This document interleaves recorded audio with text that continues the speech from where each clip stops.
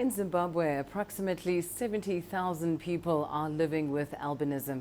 However, as a result of widespread myths, this condition is characterized by stigmatization and discrimination.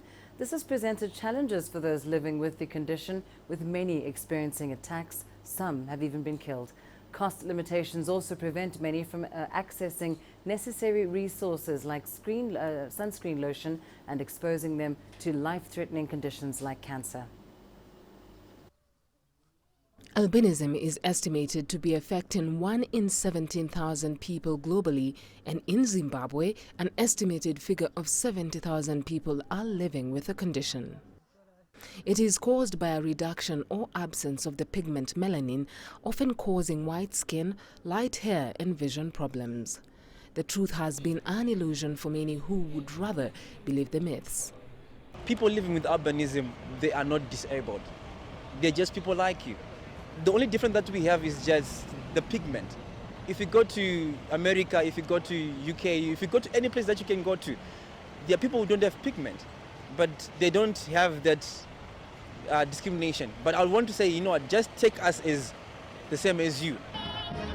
Activists recently hit the streets of Zimbabwe to call attention to the rights of people living with albinism.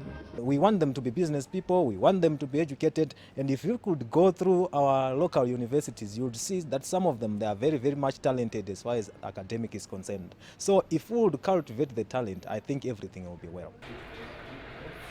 However, people with the condition have pressing medical needs, which include regular medical checkups for skin cancer symptoms, long-sleeved clothes, hats and sunscreen lotion, which at times prove to be expensive.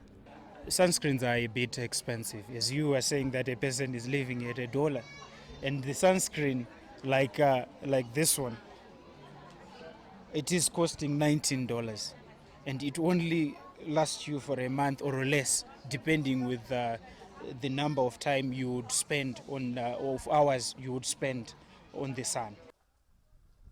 Gertrude Ruzive is unemployed and struggling to raise 2 children who have the condition, which has attracted a hive of misconceptions over the years.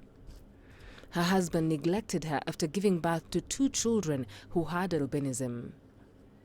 Gertrude's case represents the plight of thousands of families battling discrimination. My 2 little ones, one is 5 and 7 right now, so the questions are beginning to come because as they go to school, they are noticing that maybe he or she is the only one with a different color within the class. So then he or she comes back home and asks me, "Mommy, why is it I'm different from you?" Even though albinism is not considered a disability, exclusion from societal everyday runnings push those living with the condition to feel locked out. Activists are calling on Zimbabwe's government to sensitize the public on the condition so as to safeguard the place of people living with albinism. Berry Lauro for CGTN.